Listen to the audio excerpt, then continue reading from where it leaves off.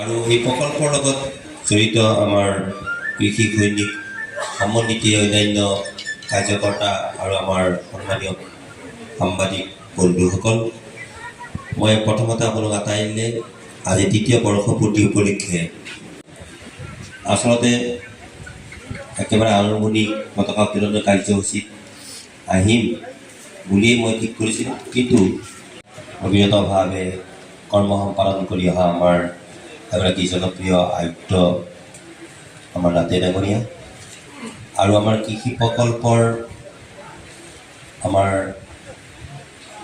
এই সমবায়ৰ সৈতে অত্যন্ত ঘনিষ্ঠভাৱে দায়িত্ব পালন কৰি অহা আমাৰ ৰাজচক্ৰ বিষয়া ডাঙৰীয়ানী, আমাৰ সচিব ডাঙৰীয়া,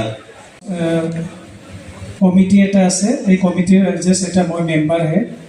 তাৰে আমাৰ ষ্টেটৰ বিভিন্ন বিভাগৰ মুৰব্বীসকল আছে, মাননীয় মুখ্যমন্ত্ৰী মহোদয়ো আছে। এজ মেম্বাৰ হিচাপে মই যিখিনি মোৰ কৰণীয় মই এইখিনি দায়িত্ব মই পালন কৰি আছোঁ। এণ্ড এজ ডিষ্ট্ৰিক্ট কমিশ্যনাৰ হিচাপে যিখিনি মোৰ দায়িত্ব মই সেইখিনি পালন কৰি আছোঁ। চ' জিলাৰ আয়ুক্ত হিচাপে মোৰ তাৰপিছত গভৰ্ণমেণ্টৰ ডিচিশ্যন মতে আমি ছ'চাইটি ফৰ্ম কৰা হ'ল, গড়কুটি বহুমুখী কৃষি প্ৰকল্প ছ'চাইটি। তেখেতসকলক আমি নেক্সট বছৰ এনেকুৱা আদৰণি আৰু উদ্দেশ্য ব্যাখ্যা হৈ গৈছে, চাহ চিনাকি পৰ্ব হৈ গৈছে। এতিয়া আছিল স্থানীয় বিধায়কৰ দুআষাৰ। তেখেত আহি আছোঁ বুলি জনাইছে, তেখেত আহি পালে বক্তব্য ৰাখিব। গতিকে ইয়াৰ পিছত আছে দৰং জিলা আয়ুক্তৰ দুআষাৰ, তেখেতক বক্তব্য ৰাখিবলৈ অনুৰোধ জনাইছে। আমি অসমীয়া নহওঁ দুখীয়া বুলি সান্তনা লভিলে নহ'ব। আজিৰ অসমীয়াই নিজক নিচিনিলে অসম যে ৰসাতলে যাব। ৰসাতলে যাবলৈ দিম নেকি? আমি কেতিয়াও নিদিওঁ।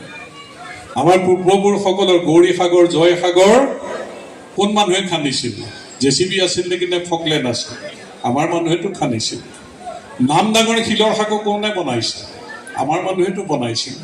তেওঁলোকৰে সতি সন্ততি আমি। গতিকে আমি কিয় নোৱাৰিম?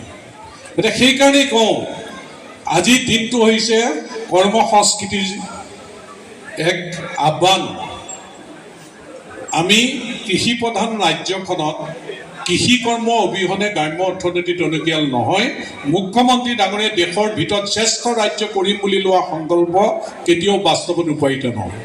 গতিকে আমি কৃষি কৰ্মৰ এই যাত্ৰাটো, পথাৰ বজাত দখল কৰা যাত্ৰাটো, স্বনিৰ্ভৰশীলৰ যাত্ৰাটো আৰু স্বনিৰ্ভৰশীল নাৰী, আত্মনিৰ্ভৰশীল অসম, নাৰী শক্তি পিছ পৰি থাকিলে নহ'ব। এই যাত্ৰাটো শক্তিশালী কৰিবৰ কাৰণে আমি পথাৰত কাম কৰিব লাগিব।